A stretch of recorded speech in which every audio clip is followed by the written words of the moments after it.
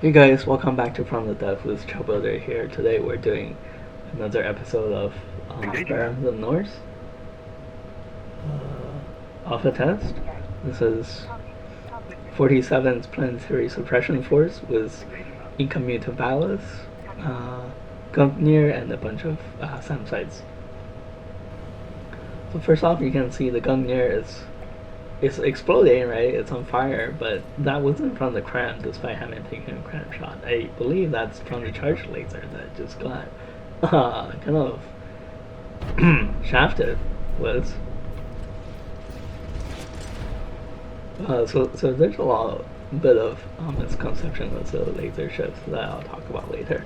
This Incommutabilis, it does look like it has quite a bit of firepower, so I decided to focus on that later.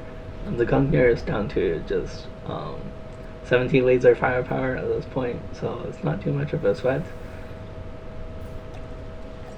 And we're targeting that. I see is taking cram shots to the behind, and particle cannons are falling up.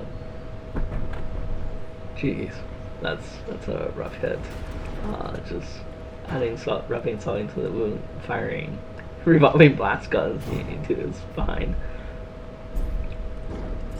So the same as Gungnir is any laser craft are extremely fragile, especially if you have all of the lasers in a single chamber. They can chain react and when they catch fire. And most laser components have you have stacks of laser, right? So they're in a row, and then that row has a single connection point. If that's broken, the whole laser system falls out of your ship, which is why personally I like to divide my laser up into 10 or 12 smaller segments spread all around the ship in different chambers.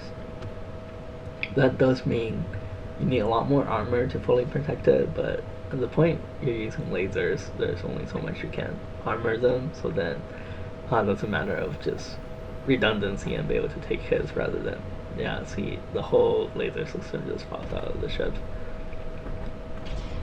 But that's a short range cram, so that's not understandable.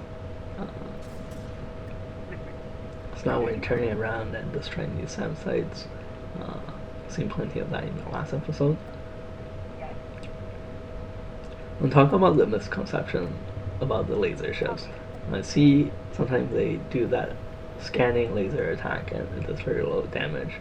So that's just a visual effect of their fire pattern. They're actually 1Q charge lasers with a small 0Q visual effect added to it, so it's more visible when they fire, but it's actually a 1Q attack.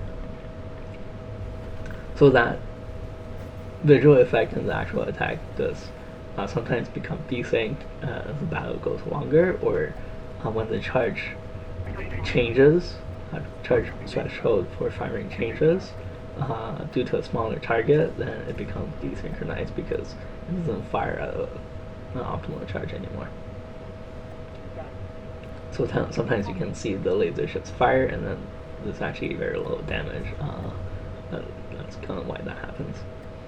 It's not enough of an issue to go and fix it,